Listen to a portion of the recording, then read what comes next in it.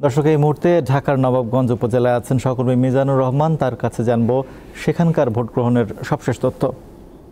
Mizan, vote গ্রহণের সময় শেষ হয়ে আসছে, নবাবগঞ্জে কি পরিমাণ ভোট পড়েছে এ পর্যন্ত?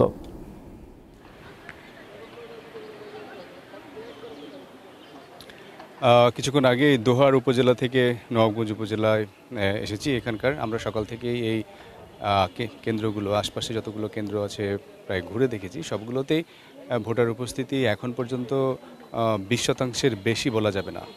কোনোটাতে 20% কম, কোনোটাতে 10-এর উপরে, 10-এর কিছু বেশি, কোনোটা 15-এর নিচে, এরকম একটা অবস্থা আছে।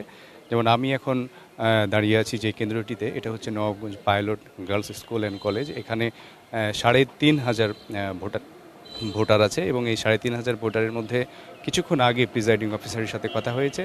তিনি আমাকে জানিয়েছেন যে 12% মতো ভোট গ্রহণ হয়েছে। অর্থাৎ আপনি বুঝতে পারছেন যে আমরা অন্যান্য সময় ভোট গ্রহণের যে শতাংশ দেখে থাকি অন্যান্য ভোটে, সেটা থেকে তুলনামূলকভাবে কম। তবে দুপুরের পর 3টা বেজে গেছে, খুব বেশিক্ষণ সময় নেই। আমরা অন্যান্য ভোটেও দেখেছি যে 3টা থেকে 4টা, এই সময়টা খুবই গুরুত্বপূর্ণ একটি সময়। আপনি জানেন যে দুপুরে খাওয়া দাওয়ার একটা বিরতি থাকে, নামাজের একটা বিষয় থাকে।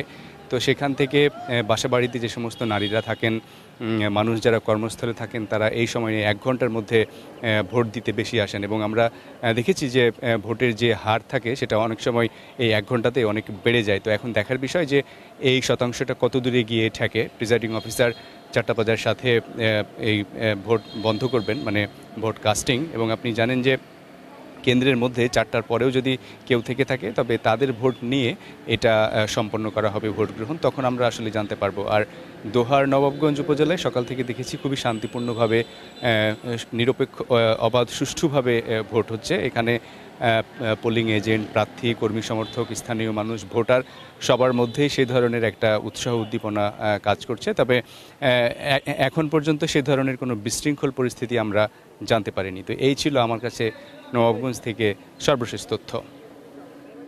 ঢাকার নবাবগঞ্জ থেকে নির্বাচনের সবশেষ তথ্য জানাচ্ছিলেন সহকর্মী মিজানুর রহমান।